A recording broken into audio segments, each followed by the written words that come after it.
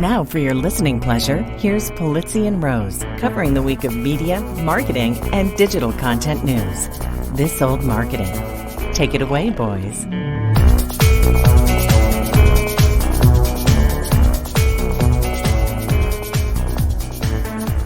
Well, hello, my friends. This is Robert Rose, and welcome to episode number 387 of This Old Marketing for Friday, August 4th, 2023. And with me, is, as always, as he always is my pal, my colleague, my good friend, and big winner this week.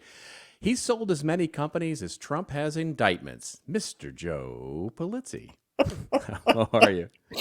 Thank you for mentioning my name with the Donald. I always appreciate it. When I wrote that joke this week, I was like, that was perfect. It was just that he sold as many companies as Trump has indictments. Oh my gosh. Yeah, I guess a little bit of a pattern, but thank you. Yeah, thank you for the kudos. Very exciting week for the Tilt and Creator Economy Expo team and excited to be working with Lulu. Well, for those who haven't who don't follow you on social media or don't know, tell us the big news.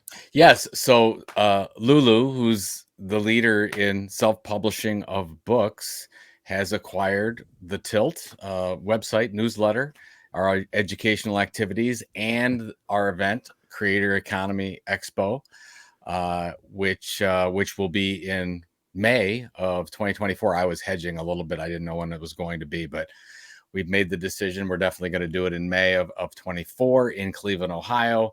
Just finalizing those last T's and dots on the I's to make sure that we've got the paperwork in and we can say exactly where it's going to be. But yeah, really excited about it. I've been working on this with the team for many months to get this done, and Lulu was the perfect partner to make this happen. They already believe the same things we believe. They're all about, how do we help the content entrepreneur become successful, become more profitable, educate them, and not have them beholden to, as what we talk about on this show, rented land. Sure.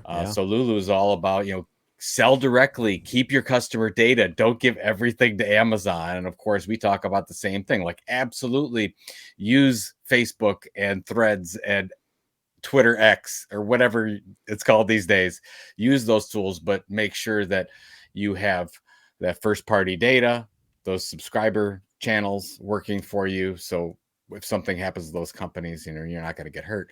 Yeah. And so we have that going and that's the deal. And it was effective August 1st and letting everybody know. And the great part is they just want to invest and support what we're doing with the Tilt already. So no major changes. And then CEX is going to run as it has been. And I'll continue to do, programming and hosting, of course, for CEX. And then the big thing, the big change, and you and I talked about this a little bit. We're working on some kind of a publishing services model that might be called an imprint, something around Tilt publishing, specifically to help content creators publish their books.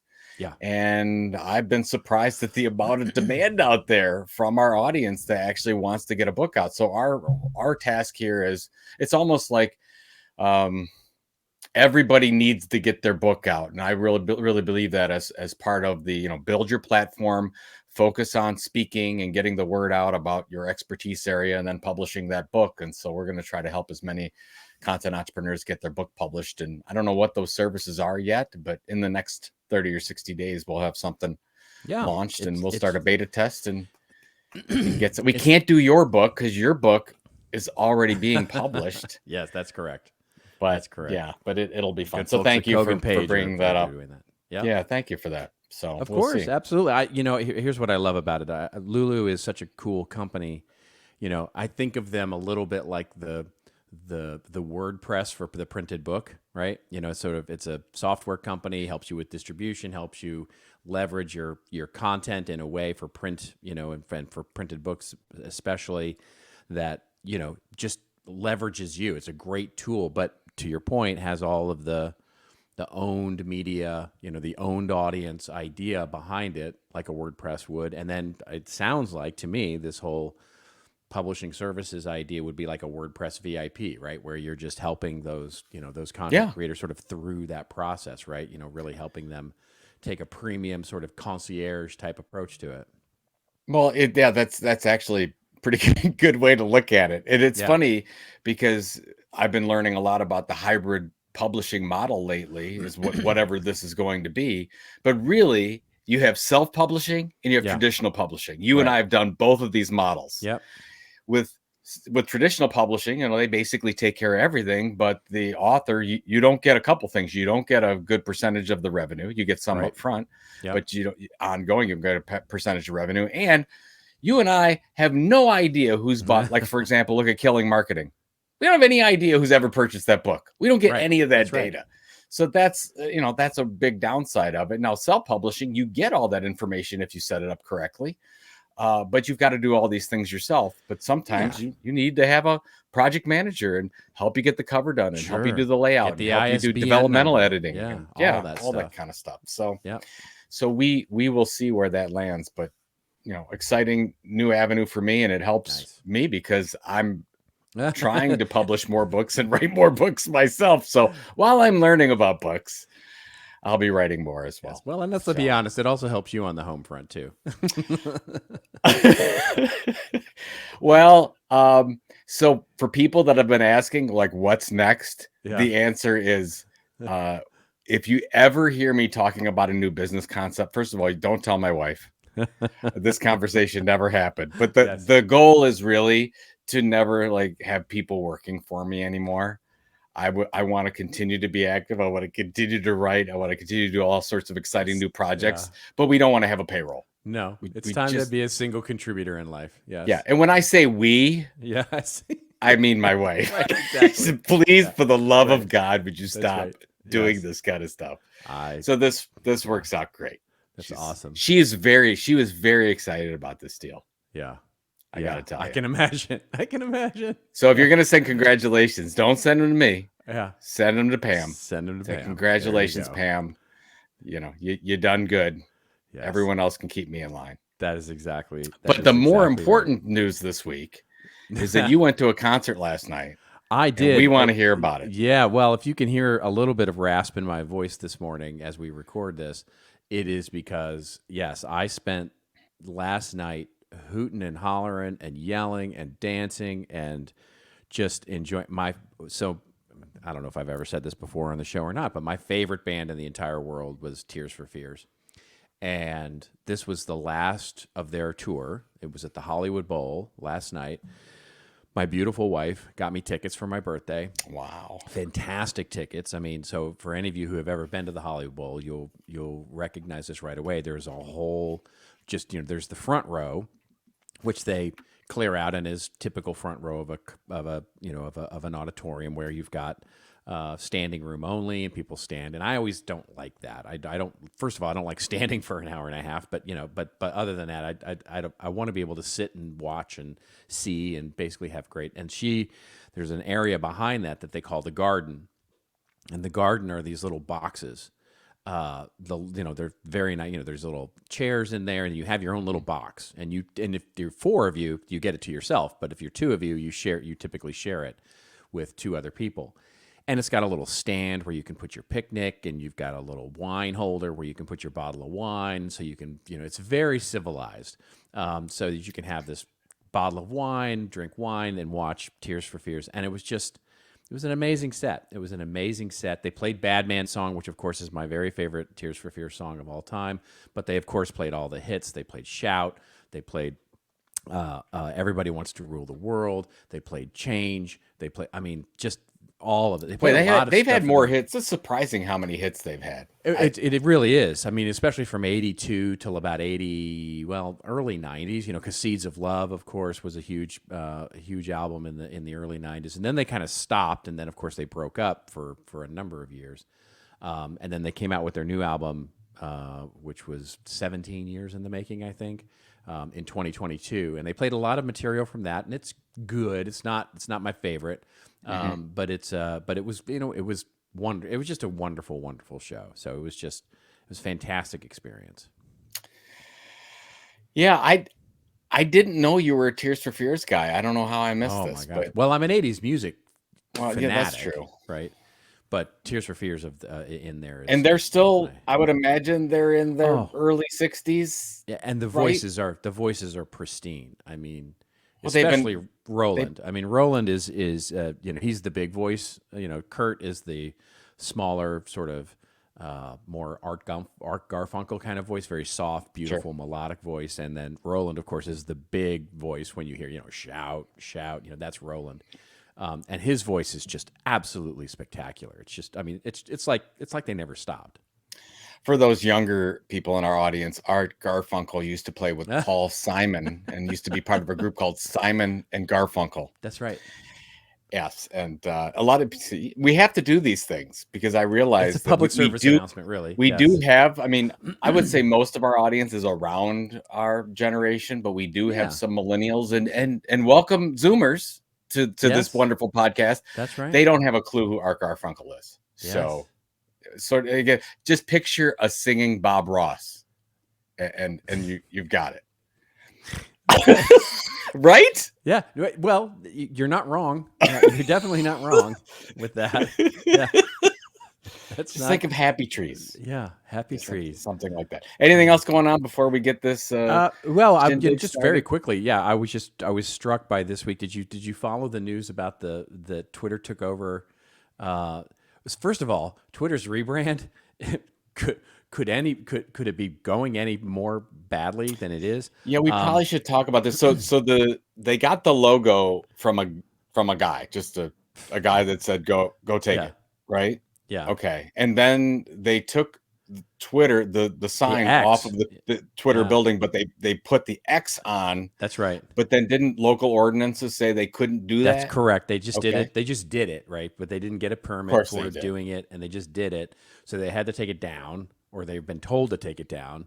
I don't know if they've actually taken it down yet. But then the worst part was they took over. Of course, they were going to take the X account, right? They were going to take the @X account, and they just like took it like from some person who's had it for 15 years, right? So they just They didn't ask for it. They just took it. Come on. They didn't like take it without telling him they were going to take it. They just said we're going to take it. They literally went to him and said, "Yeah, we're taking this." And But he what was did like, he get in return? He got why? I think he got like a bag of swag stuff. Yeah. I mean, it's like, You get what other letter do you want? yeah. You want the P, you want the J, you want whatever. Well, What do you want? I think he did. I'm going to get this wrong, but basically, I think he's got a temporary handle right now until he chooses one, which is like literally X Twitter 5858777. It's just like some weird long ass. Yeah, That's not nice at all. It's just not. I mean, but it's yet again a reminder that you don't, nothing that you do on any of these social media platforms is yours. It is you are at the mercy of these folks, and they do not owe you anything. They do not absolutely don't. Your handle is not yours. Your handle, your whatever name you picked, assuming that it's something other than your real name, like that handle, as much as you might like brand it or whatever, nope, it is not yours. They can take it anytime they want. I got to tell you, as you know, my two kids are 21 and 20, and I had no idea how this would impact them. Like, I'm thinking, well, what do they care? And they're really upset about what Elon's doing and the rebrand, and especially I don't know if you saw this. This was on a couple sites, but they took the new X logo and they put it up side by side with something like 10 or 12 other X logos. Yeah. Did you see this? Yes. And the other 10 or 12 are all porn sites. Yes. That's right. So, of course. Yes. Why wouldn't they be? That's right. That makes Of perfect course. sense to do this. It makes perfect sense. Yeah. And well, not last but not least is I guess they've now gotten for a while. So Apple Store didn't allow one character app names. So up until I think it was Tuesday of this week, it was still Twitter in the App Store. They have Now it's they've now changed it and got special dispensation from Apple to actually have that, which is causing all kinds of other uproar, right? Well, it's like, why does Twitter get, a special dispensation to be able to do, to do a one-letter app idea? It's like and by the way, if you go look, it's been pretty remarkable. If you go look at the reviews of the app over the last 2 weeks, they're all 1-star reviews. They're all like it's being flooded with 1-star reviews about the rebrand. It's just as well it should be. Yeah, it's just a case study. I mean, if you're anybody on the brand marketing side, you're scratching your head right now because you don't realize. Like I was talking to the kids about this. Do you know when you look at a movie poster, every one of them has a hashtag in Twitter or just the Twitter logo on there? Yeah. How easy are they going? I mean, that bird is everywhere. When you see that bird, you know exactly what that means. It's like, I'm going to go there for the latest news. I'm going to go there to get, I've got something to share. I want to know what's going on. You always go to Twitter first. And now is X that way? The only thing that I see different, do you use TweetDeck or whatever it's called now? I do not. So I've used TweetDeck for 10 years, whatever. Yeah. And TweetDeck was bought out by Twitter, now X. Yeah. It's called X Pro now. Oh my God. X Pro. I didn't know. I was going to go to X Pro. That sounds like a porn site. I'm out of deodorant. I'm going to X Pro. Yeah. I'm like, I don't know. I'm like, he says, no, I need new camping supplies. I'm going to X Pro down. I don't know what is X Pro? Well, I don't know what I think with and all X the help Pro. documentation, by the way, this is for all my content strategists out there. All the help documentation, all the help pages on Twitter, on X, is still Twitter. It's still all Twitter. Like it talks about tweets and when you're on Twitter and this is the way you do a tweet and this is all the sort of how-tos and all that stuff.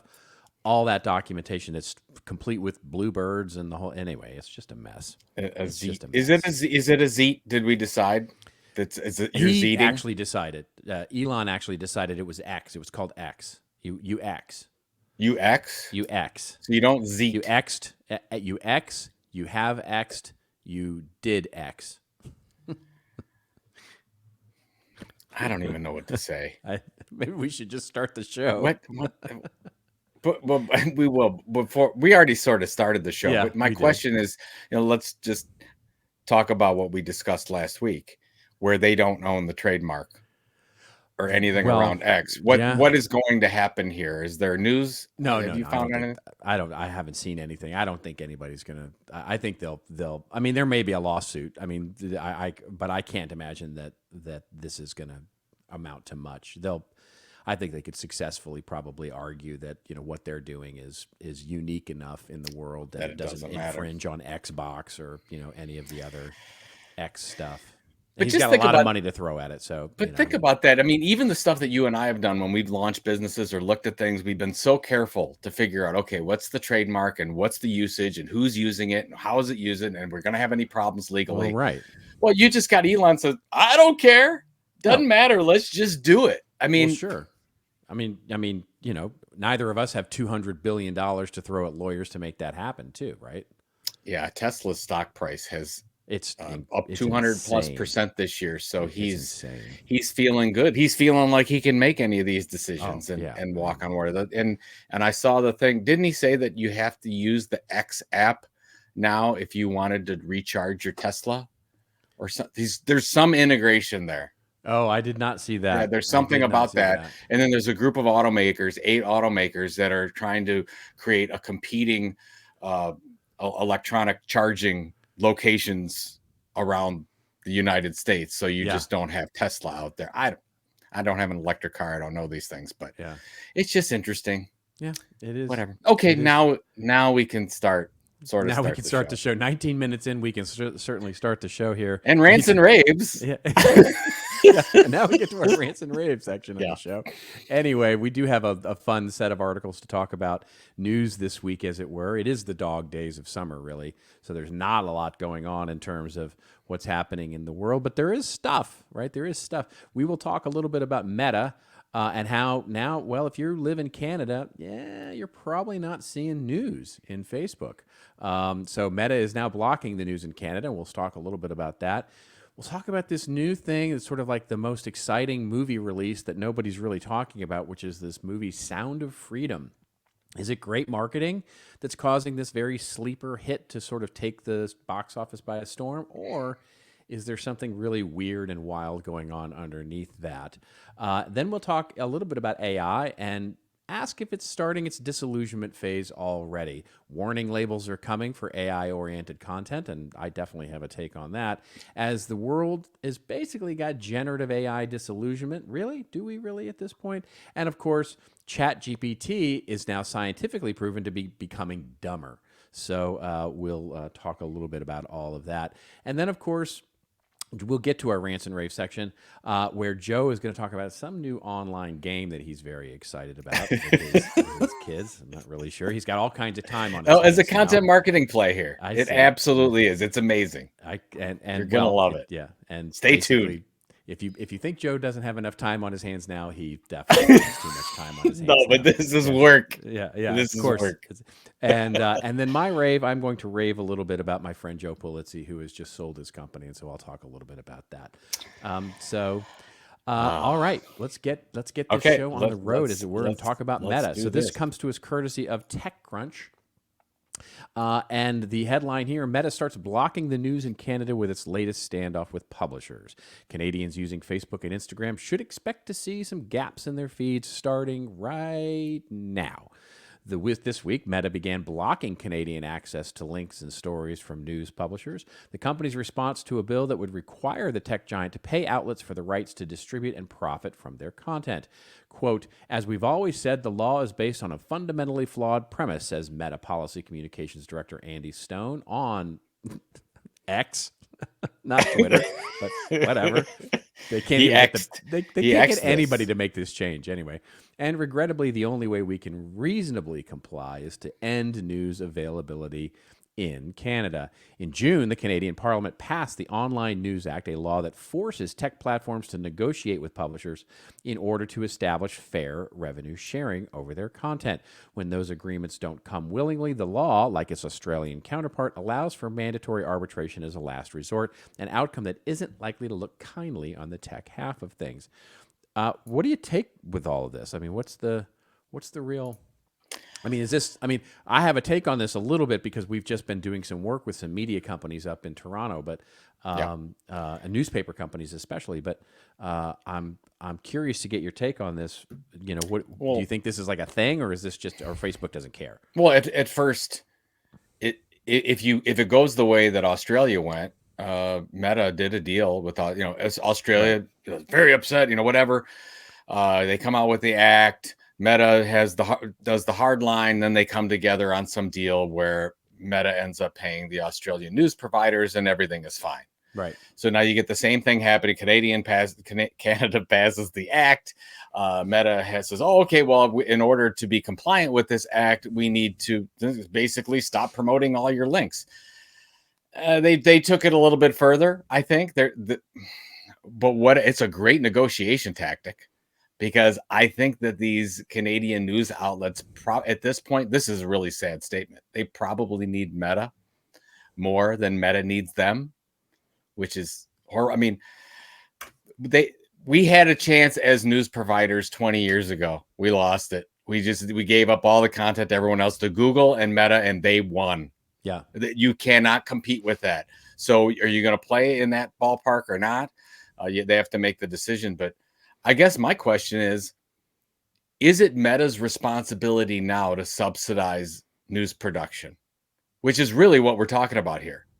Because in a lot of cases, this is just a link. It's just hey, I'm going to share a news link to whatever. I mean, if it's there, if it's not, the users aren't going to necessarily know. It's just not going to be there. Who's going to get hurt? The traffic to the news organizations, they're not going to get it. I mean, I don't know. What do you think about this whole thing? Well, the interesting thing is,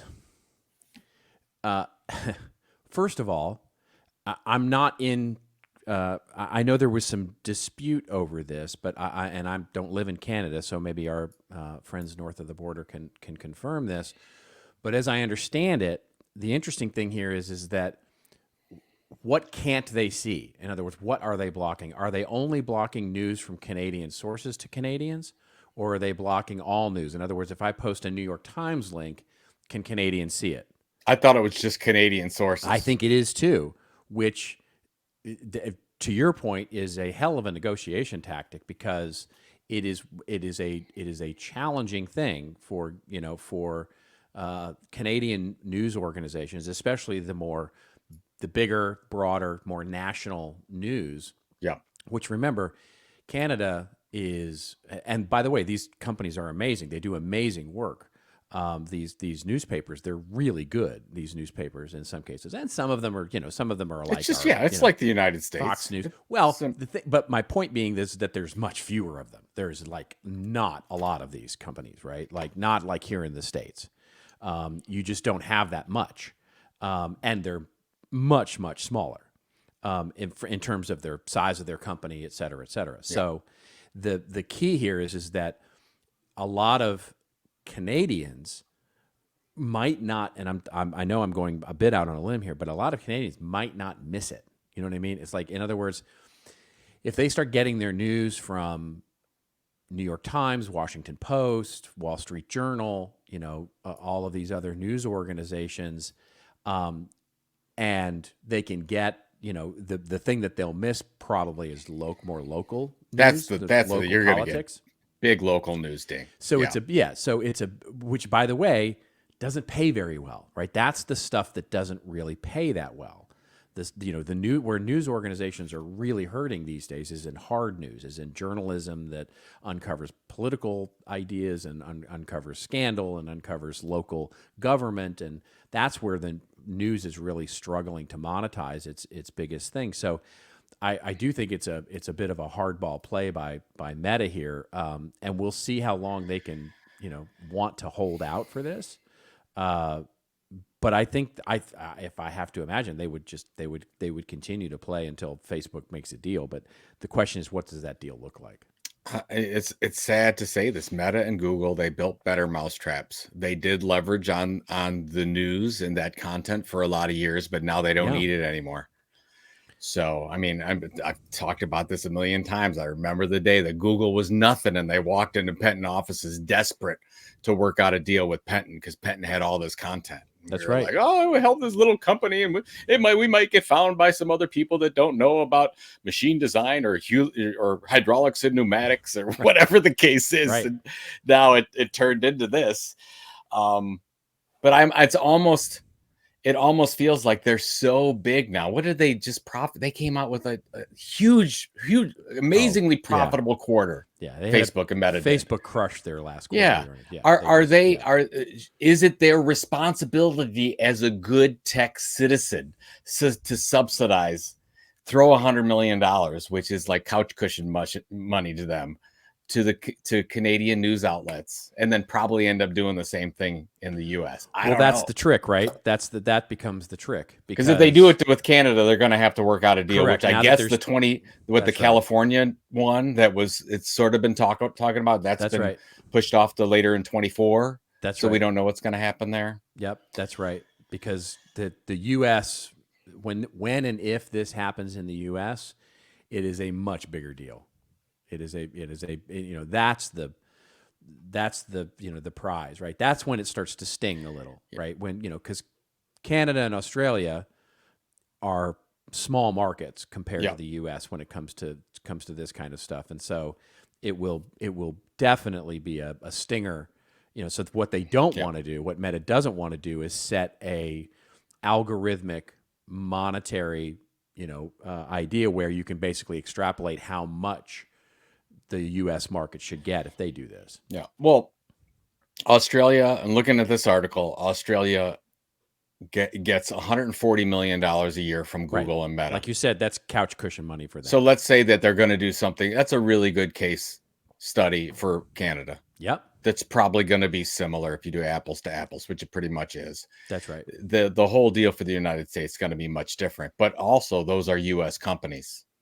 So it's also, I mean, we'll see. We'll see where they go from there. But I think they just do that. Say, hey, we want to support this. We'll go on, and we'll, Meta and Google are saying, we'll be around a lot longer than you guys are anyway. So that's right. Here you go for now. It's just sad. Yeah, It's sad to say that, it but is. it's true. It is really sad. It's a painful part for the newspaper business generally. The news business generally. It's just we don't, as a marketplace, we don't value that much, and it's just you want it to be different. And as you and I have said, I don't know how many times on this show, it is a place ripe for disruption in content marketing. Why private brands aren't jumping into this and subsidizing the news, especially local news, and getting into this business from a marketing perspective. I can't get it because it's just, to me, it's such an easy play to become the benefactor of the news in your local town. I've talked about this with Cleveland, Ohio. We've got a publication called The Plain Dealer. Yeah, print absolutely. publication, been around a long time. Cleveland.com is the web sister site, if you will. And Progressive Insurance is headquartered here, multi-billion-dollar insurance company. Why would they not just subsidize They that have paper? they have their name on where the Cleveland Guardians play, Progressive right. Field. They spend money all over the place. Sherwin-Williams is putting up a huge new building downtown. Yep. And they're sponsoring everything going on. They're making money. So why these companies can't come together and say, we believe in Cleveland, we believe in this region, so we believe in it so much, we're going to be good citizens, and we're going to buy these things and let them go. That's right. It's just because it's the Plain Dealer is such a small organization. Sure. When it comes down to it, I mean, it it's would be literally nothing for the these cost of a companies to do it. sustainability campaign, right? I mean, what kind of goodwill would that be? Wouldn't that be amazing? Sustainability and environmental issues and diversity and all the things that these companies claim to want to support with money and their efforts in today's world, that consumers really care about that stuff, and you just go, it's staring you in the face, like buying the local newspaper or the county newspaper or even the regional newspaper. It would like check. Even if it's losing money, it'd probably be pretty decent tax deduction. Yeah. You really would. You take the differential, right? Anyway, get off on a rant. Yeah. So anyways, that's our idea. All if right. any if any big tech companies or companies in general are thinking about buying their local newspaper, would you let Robert and I know? We would love to talk about it on this show and have you on as one of our first guests ever to talk about this happening. How about that? Right. There you go. Fantastic. Yeah. All right, let's move on to our next story here, which is a really interesting one. This is a weird and wild story, and there's not getting a lot of coverage on this. In fact, when you sent it over to me, I sort of went down the rabbit hole and started reading about this thing, and it was just like, somebody's going to make a movie about the making of this movie. I mean, it's crazy. Okay, so the movie is called Sound of Freedom, and the first article we'll cover here, which is what you sent to me, which is this the anti-Hollywood box office hit, which, if you read the article, basically talks about the marketing, as Marketing Brew might do, and says it's a story about a former federal agent on a mission to save a child from sex traffickers in Colombian jungles has made more money at the box office than Tom Cruise battling an omnipotent AI super being. With an estimated budget of $14.6 million and zero A-list talent. No offense to Jim Caviezel. No offense to Jim there. Yeah. It's zero A-list talent. Zero. Absolutely no talent in this film at all. No talent. Yeah. Sound of Freedom has raked in $149 million in the U.S. and Canada since its July 4th premiere, putting it ahead of Mission Impossible Dead Reckoning Part 1, and not far behind the latest Indiana Jones movie, and the two Hollywood heavy hitters had budgets of $291 and $294 million, respectively. Wow. Why the resounding success, says Morning Brew? Well, an unconventional marketing strategy is fueling the sales. Lead actor Jim Caviezel, I think it's Caviezel. Caviezel, I thought Caviezel, it was. yeah. Yeah. Appears on screen after the movie ends and urges viewers to, quote-unquote, pay it forward, buy tickets for others. More than 20% of opening day tickets were purchased in response to this method, bringing in $2.6 million. A decent critical reception also helped, though some experts have criticized the film for misrepresenting aspects of real-life human trafficking. That brings up, because the article then goes on to talk a little bit about this, but we're going to link to a Vanity Fair article here. Yeah. There you go.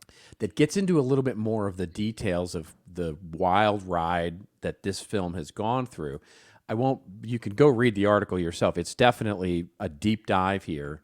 And it's one of the better articles, I think, because I read a bunch of them in prep for this show, that really talks about what exactly is going on here. And basically, it opens up by saying, the Sound of Freedom is a solid independent action film that has made a surprising amount of money since its release on July 4th. And it's the moving, quote unquote, true story. I'm putting those quotes in there, by the way. It's a moving true story, because you'll see why I did that in a minute.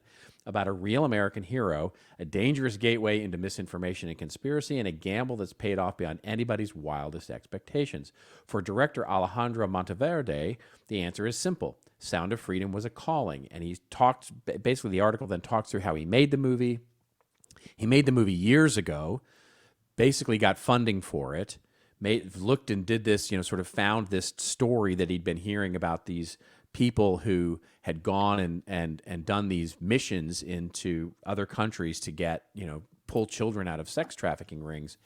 Yeah. And then found this, there was a guy that was actually doing this, guy by the name of Ballard, who was doing this, basically rewrote the movie, shot the movie, made the movie, couldn't get distribution because of the acquisition of 21st Century, the studio, couldn't get distribution, then got distribution, and then basically put together this marketing plan. And then somehow QAnon and that whole community got a hold of it and started sort of putting similarities with this movie to sort of the conspiracy theories about how Tom Hanks and Oprah Winfrey and Pope Francis are basically mining children for some chemical that makes them young or something like that, and then all those conspiracy theories.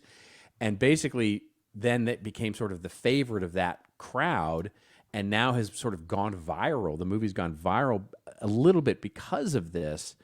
And now the director's sort of going, I just made a movie. I don't know what to really do with all of this. And basically he's proud for the success, but it's sort of like this weird subculture that's driving this thing. It's just the weirdest story I've seen in a long time with regard to how you're marketing a movie or a media property, or, as a content creator.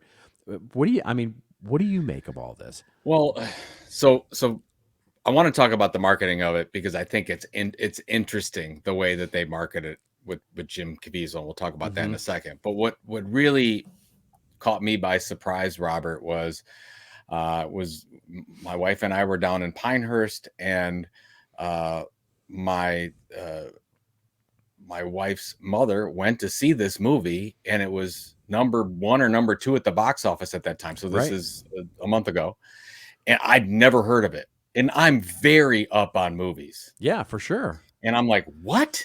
And I have no idea what this is. I thought she lost it. I'm like, there's no, and I'm like, oh my God, it's like in all the movie theaters, whatever. So whatever, wherever news I'm getting, I'm only getting it from certain sources, and I'm not getting it from wherever this movie came from.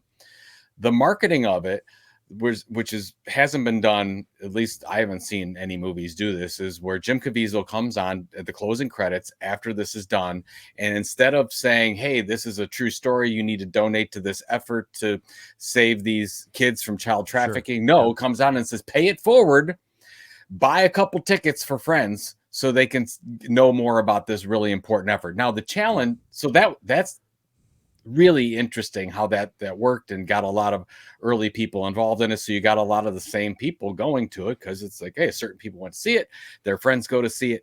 That's amazing. So from a marketing standpoint, I thought that was interesting. The challenge is that they're selling it as a true story.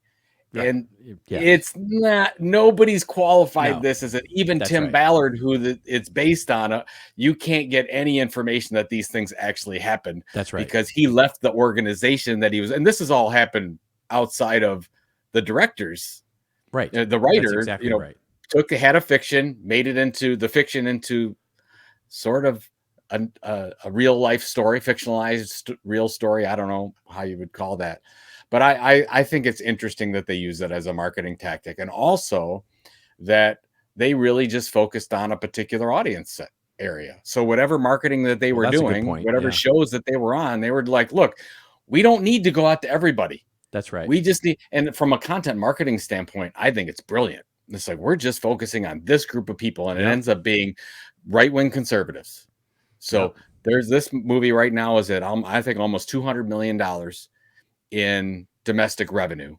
And I would say 90% of that is from this group of people that Yeah. watches the Fox Newses of the world, let's say. Sure. I mean, they So launched it's it worked on. I really think well. I think I was reading in the article that they launched it, or basically it was the shows that they were promoting it on were like Glenn Beck, Fox.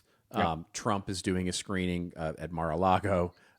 There's that's sort of they've found sort of their niche. They found a niche audience for this thing, and it's a fascinating marketing case study. Because you look at the marketing budgets, typically in Hollywood, if you look at the budget of a movie, and if they say it's $100 million, they've spent that again in marketing, right? They've basically you double whatever number you see in production cost is, because they usually spend that again in marketing and advertising for a movie. And I'm sure they haven't doubled. I'm sure they haven't spent $14 million, and that was the production cost of the movie. I'm sure they didn't spend $14 million on marketing. It's probably something much, much, much less than that. And then to have it go 10x on, basically go viral in today's world, right, where new movies are, it's a hugely competitive market, especially this summer, and also in a market where nobody's going to the movie theater anymore. It's just a remarkable story, really. But the other thing, we just talked about the importance of first party data. I mean, a movie does not know who sees their movie for the most part, because That's right. Yep. AMC gets that information. AMC knows. They either share with that if you pay for it or not. But they own that information, just like Amazon owns the information if they sell your book. Right. You don't get that. So the fact that they've got a way at the end of this in order to get that data is brilliant. And it's just interesting. It's just a referral. It's a basic referral program. We use it all the time. Yeah. With newsletters and videos, but I haven't seen it done for a movie. So it's just interesting from that That's perspective. interesting. I hadn't even thought about that. But basically what you're saying is that the marketing tactic of having Jim Caviezel at the end come on and say, come and donate or come and buy a ticket is basically them saying, hey, there's your call to action. Go to this landing page, put in your information, get tickets, and buy more tickets for your friends, which then builds a newsletter list. And it's sort of, a content marketing platform for whatever they want to do with it next. And so let me give you another example that's not a right-wing example. So, Project Greenlight, right? They had all what was the one movie? They did Spotlight, right? They did Spotlight with the Boston Globe when they came out, and they found the Catholic priest pedophile case, and they did the whole thing. Let's say that Michael Keaton comes on at the end and says, this is critically important, pay it forward, give us your email address, whatever. You'd have all kinds of people doing that. You get the first party database. You could remarket to that. So if you have somebody funding this initiative, you get that data. I think that from that standpoint, it's brilliant. And it's one way around just being beholden to, we don't know. We don't know who went to it. We think it's these people. Yeah, exactly. So anyways, it's brilliant. Yeah. And then the whole political mess is a total other thing that I don't even know how to comment on. Yeah, so. I'm not sure I do either, but it is fascinating nonetheless. It is worth the read, folks. Just if you want to go down a wild rabbit hole of understanding what's going on here, it's absolutely a riveting read. And I got to tell you, and here's I got people texting me saying, "Oh my God, you got to go see this movie. This is an American tragedy." They take this movie as carte blanche true. Yeah. So well, this is. Yeah. And I think Jim Caviezel coming on at the end saying this is so important. Well, it adds another he has his level. Own issues, right? He has his own issues. There's some controversies that he's been a part of. That's a nice way to put it. And maybe we should just move on from there. You know what, folks? Read the Vanity Fair story. I think it's a very fair story, covers both sides about what happened, how the movie came about, and more than anything else, I think we can learn that there's different ways to market a thing. That's right. and Make your they've own learned it through conclusions. this movie. Come to So your there own you go. conclusions. Yeah. All right. Last story we're going to cover quickly here is about AI. And speaking of disillusionment or misinformation or all those kinds of things, we've got, just a conversation to really have about where the state of AI is right now. I mean, the first thing that we'll cover here is from Forbes, which I just found interesting. And would normally be a rant-worthy thing, but this is what's coming up, and it says we live in a world filled with warning labels. Such alerts are already making their way to social media, and this week it was reported that Meta-owned Instagram could soon be adding a notice that would identify when artificial intelligence has played a role in creating content for the platform. This was reportedly first discovered by app researcher Alessandro Pulizzi. Any relation there, my friend? I know it's not. I know of this name, but Yeah. no, I don't. I'm under the assumption that if you go 6 degrees back, like and Probably. find Kevin Yeah. Bacon, you will find that we are cousins. Alessandro Pulizzi. Okay, who shared a screenshot of a page in an Instagram app that noted the creator or Meta said that this content was created or edited by AI. As TheVerge.com recorded, this discovery of the AI warning label comes shortly after Meta, along with other major AI players, including Google, Microsoft, and OpenAI, have made commitments to the White House around the responsible development of AI. These labels could be crucial as so much content could be generated by AI. We'll combine that story with another one, which is basically from INMA, which we've covered, that organization before, the International News and Media Association. Really interesting organization, who they write an article basically saying the generative AI hype using the Gartner hype cycle here, and they're saying that the media industry has witnessed the transformative potential of artificial intelligence in recent months. As the initial excitement begins to wane, has it really? We find ourselves moving toward the disillusionment phase of the AI hype cycle, and they use the, although they don't really, it's interesting. They don't credit Gartner here, but this is definitely a Gartner hype cycle. Well, they link to the they link to the Wikipedia page for the Gartner hype cycle, which is a total in your face. I guess. Why would you do that? I don't know. Why'd you link to the Gartner hype cycle? Right. It's like, no, we're going to link to Wikipedia. Yeah. It's a more valuable source. And they're saying that basically AI, generative AI now is in the trough of what is considered to be the trough of disillusionment. And I would argue they don't really understand what the trough of disillusionment really means. But then lastly, and maybe most interestingly, is an article from futurism.com, although there are a number of media outlets actually reporting on this, which says that Stanford scientists have now found that, yes, indeed, you are not imagining things. ChatGPT is getting stupider. I love that headline for its funny sort of meta nature there. Regardless of what its execs claim, researchers are now saying that, yes, OpenAI's GPT large language model is appearing to get dumber. In a new, yet-to-be peer-reviewed study, researchers out of Stanford and Berkeley found that over a period of a few months, both 3.5 and 4 significantly changed their behavior, with the accuracy of their responses appearing to go down, validating user anecdotes about the apparent degradation of the latest versions of the software in months since their release. So, what do you make of all this? I mean, we just talked last week about MACON, Paul Reitzer's wonderful event, and the AI and the sort of hype around AI. But we also sort of, it feels like there's some fatigue out there, but it doesn't feel like, I don't think that the hype is anywhere. No, I think we're right.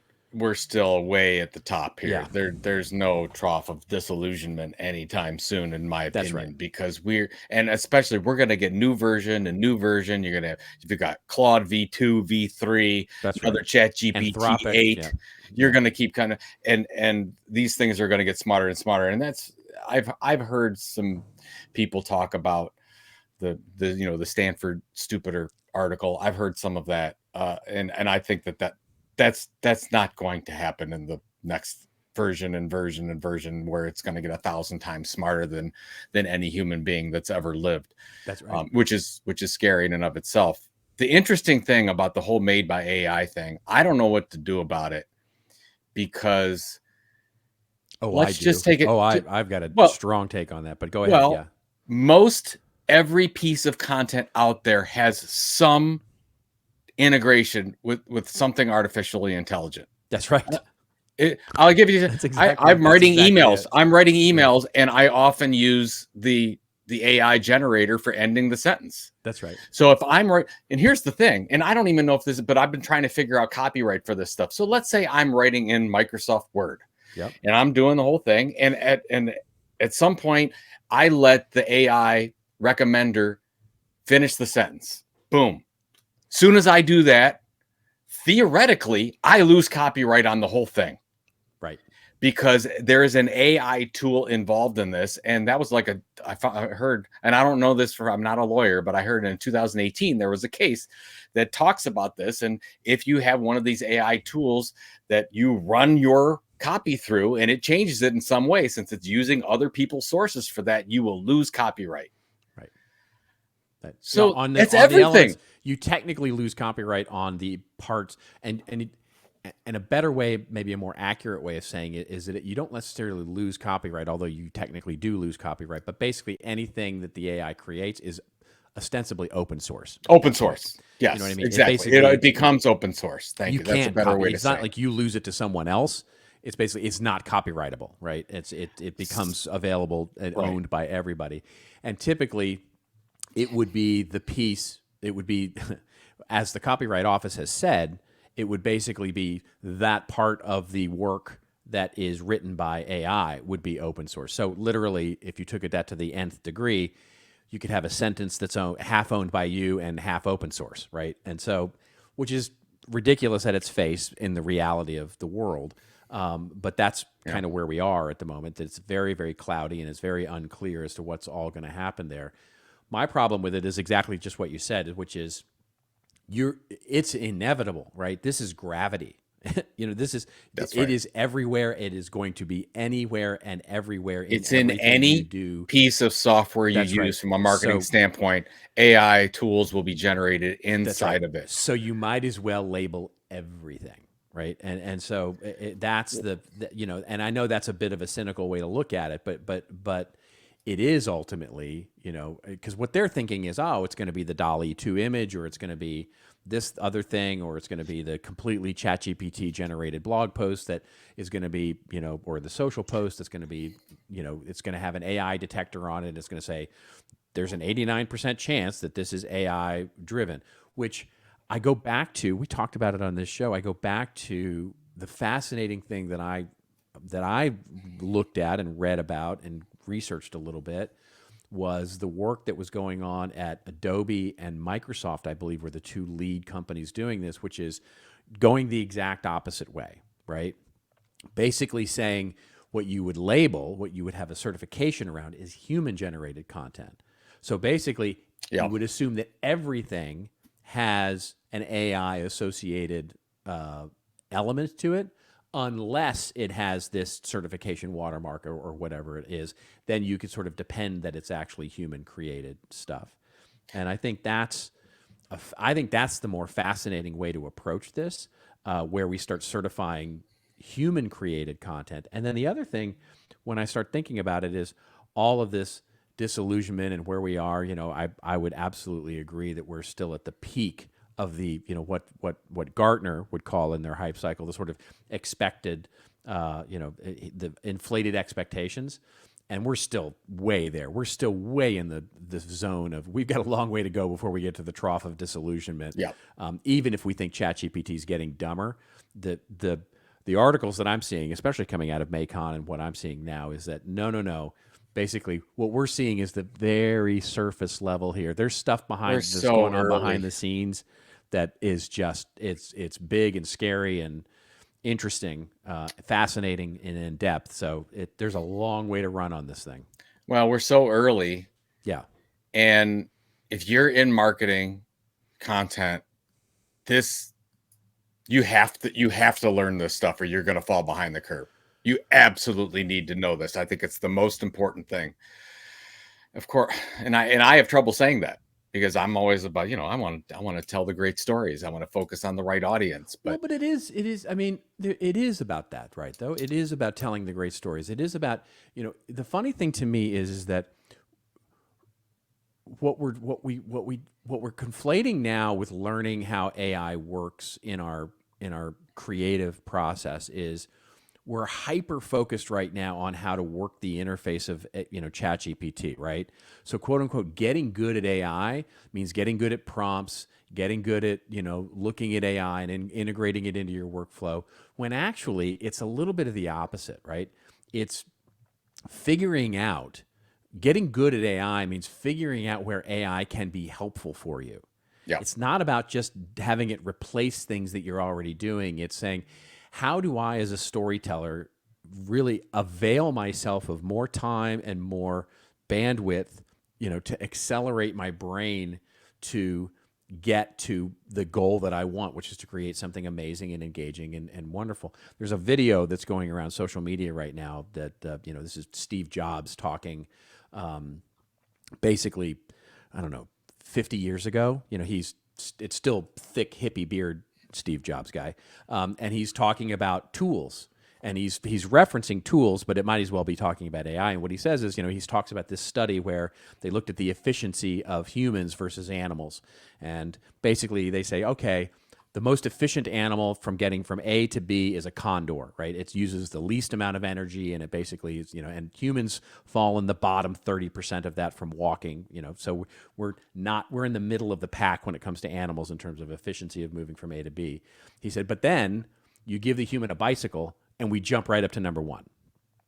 He said, so what humans are really good at are developing tools that accelerate our own human capabilities and give us the ability to do things that we've never been able to do more efficiently and at scale. That's how we have to start thinking about AI, in a way that, how do we amplify our own skills and our own ideas, instead of thinking, well, what are all the things that it can do that I can't, right? And so it's the wrong question. It's what can I do with this thing that I couldn't before? Did you listen to Prof G's launching his AI bot? Have you heard this? I did not. I haven't listened to that yet. Which is interesting. So here's the thing. It's just an example. So Scott Galloway wants to get back to all of his listeners and readers and whatever, but can't do it because he's one person. You can't get back to 1,000 people every day. So what do you do? He takes all of his content, his information on how he thinks, he puts it into the database, and they create a chat bot, and then has his voice, can duplicate that, and can get back to and answer every question from Scott Galloway, because it's his repository of how he thinks. And I'm like, wow, that happened fast. Yeah. And I don't know if that's right or wrong, but I'm just saying, like, that's a thing. You know what? It skeeves me out, and it skeeves me out for one reason, which is, even if I did that, I wouldn't tell the world that I'm doing that, right? I mean, and I wouldn't do it. I mean, I think, but people are okay. I mean, people are okay with it. There's that one woman on Instagram that did that and told people that she was going to do it, and she made like $70,000 in a day because people wanted to talk to her that wasn't her. Anyways, yeah. That's a different podcast. I've been from the reading I've been doing and this, I feel like personal and particularly interpersonal relationships between people are going to become, as we start valuing physical presence more, as we start valuing interpersonal relationships more, with regard to our relationship with machines and bots, I just feel like that's going to be the premium. It's not going to be scale. The premium that the scarcity that we're going to create in our lives is going to be, how much of me do you get? And giving me more me by automating it and creating a bot because of it. Yeah. Sure, it might be accurate. It might actually, but where does the emotional connection come through, right? If I know that I'm dealing with the Galloway bot, I don't have his mind presence, right? I don't get a spot in his brain and in his heart for 30 seconds or a minute or 5 minutes or however long our chat is. What I get is a record in his database that we had a chat. And that to me is that there's something missing from that and from the human element. And I just think I don't think it's going to be terribly productive. I don't disagree with you. but it's here. Oh no, And it's going to happen. I'm not denying it's going to happen. And here we go. Yeah, and it's funny and you talk about where we're at in the cycle.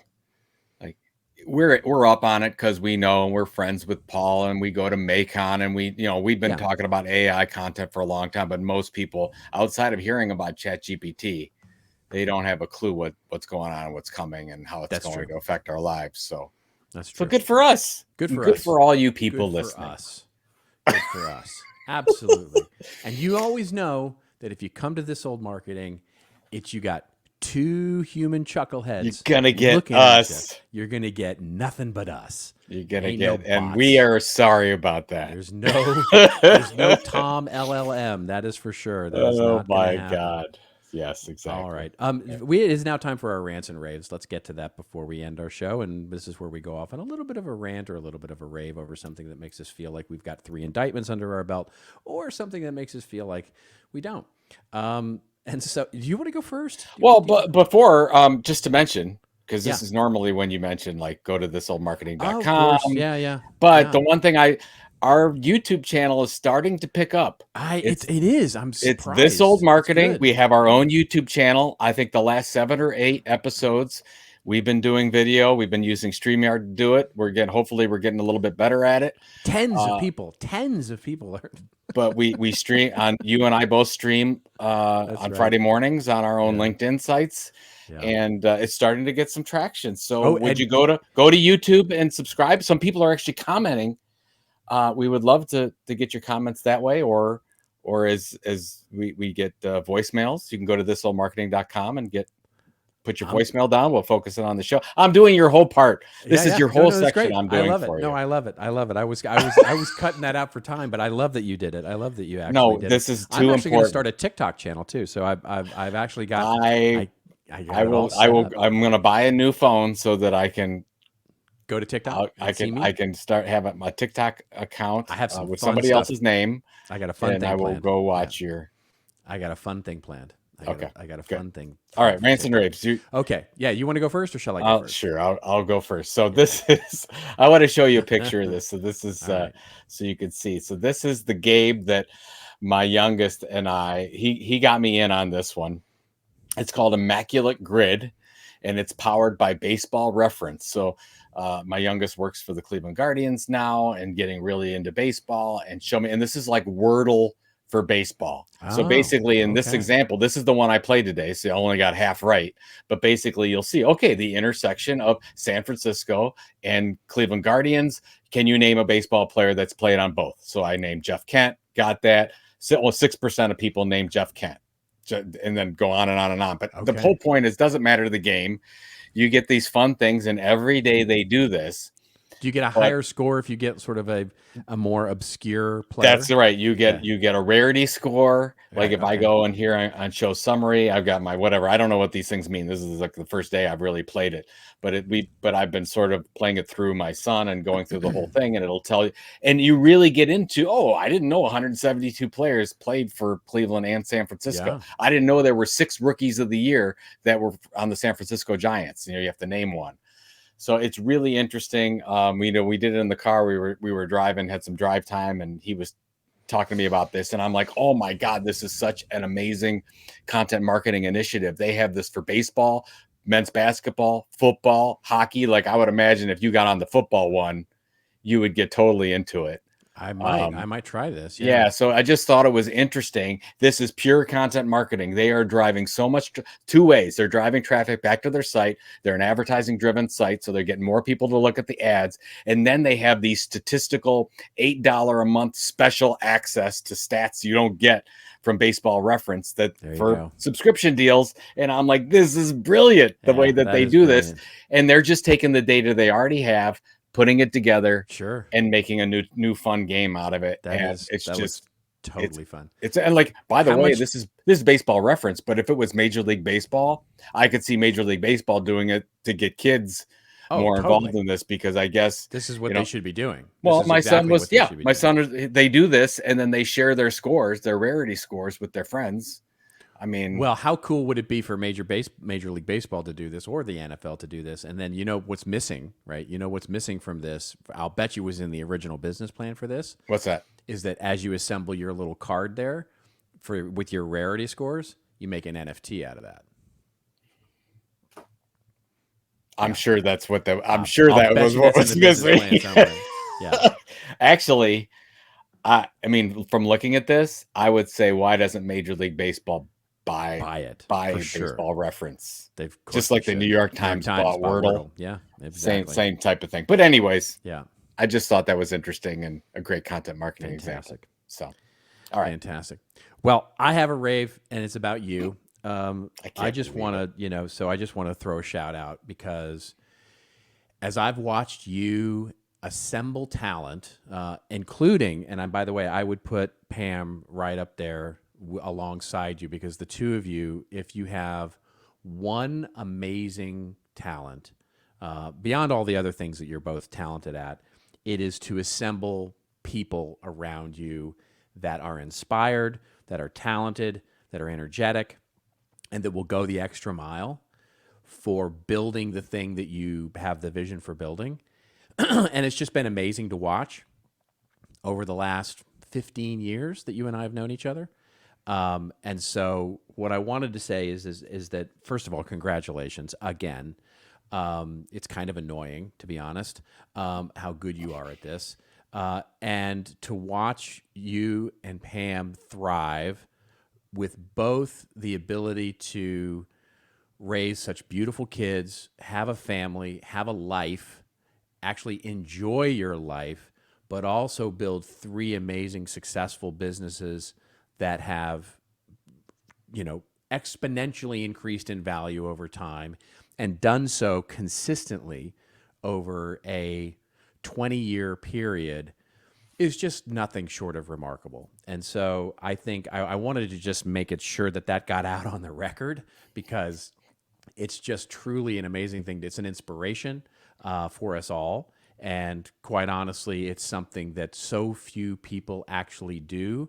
And when they do, usually what is celebrated is the hustle, the hacking, the ability to, jumpstart this by, staying up, 24 hours and working your, the whole sort of hustle culture thing to take 3 startups to successful fruition.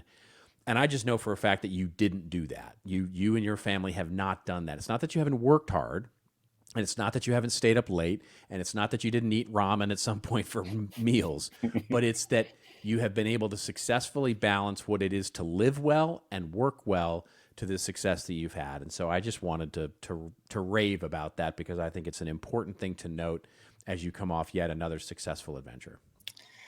Well, you're way too kind to me, but thank you so much for that. And you owe me money, basically. I owe you a lot of money. But with content the one thing that you said that is really true is the people. Yeah, and the teams that this latest one that happened, it happened because of Pam and Laura and Mark and Ann and Dave and the entire team to make the Tilt and CX, and Kelly and put that whole thing together. And CMI became CMI because of you and Kathy and Peter and Joe and the entire team there. So that's the most exciting thing to me about everything that I've personally been involved in, are, back to your other point, the personal relationships, the friendships.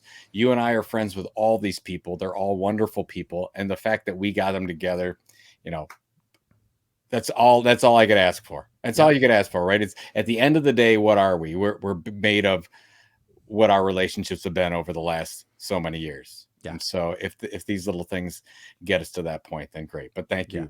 Thank you very much for 100% saying that. 100%. Yeah. I mean, it goes back to 70 years ago, I think it was. Peter Drucker defined a business, and he said it's a social group that connects. And he said, but it's a social group that differs from other social groups in one particular way, which is that it creates customers. And that's how he defined a business. And I think one of the things that gets lost in this, I've been reading articles now about, the truly AI, it'll be fully AI, like no people. It'll be an automated business that sort of launches and creates. And I just don't think I don't think that's true in any sense of the word, because I think what makes a business successful is the social group part of it, the interpersonal part of it, and I think that's something that has to be made with humans. And I may be proven wrong, and if I'm proven wrong, I'll be sad. But I think that's truly the heart of it. No, I love that definition. That's Yep. super important. All right. Yep. All So right. what do you got going? What Well, you got going on this weekend? I'm back to work. I am actually going to go see Barbie tomorrow night.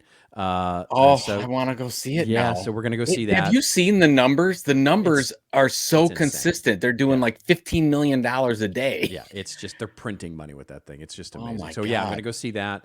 But this back to work, we're working on deliverables, working on a few things. I'm working on nose to the grindstone on classes, and starting to get ready for content marketing world. So just starting to get ready for that. So we're that's coming up on what about you? Monday is Orange Effect Foundation Golf for Autism. So Nice. we will be we've got an AM and a PM shotgun. Is going to be our best year ever, which is unbelievable. I'm so thankful for all the support. We have something like 72 golfers in the morning and 96 in the afternoon. We've never had that many golfers before. We've had more sponsors this year than ever before. So people are so giving. And of course, OEF is a wonderful cause, as you've given to many times. Thank you so much. And will again, I'm sure. We've got over 350 children out on grants in 35 states to help them with their speech therapy or speech technology needs. And it's just a nice, again, a wonderful group of people that come together for an amazing cause. And I'm glad to be a part of it. So I'm golfing in the morning, and then in the afternoon, I'm selling tickets or doing whatever Pam needs me to do or the board needs me to do to raise more money. But I'm looking forward to really, hopefully, good weather at Elyria Country Club, and should be fun. Nice. So, very nice. Right. And hopefully you all will have a lovely week as well. Hope you go see Barbie. Hope you get outside into the beautiful summertime. It is those dog days of summer. It's hot. But until we see you next week, well, just remember, everybody, it's your story. Tell it well. We'll see you next week on This Old Marketing.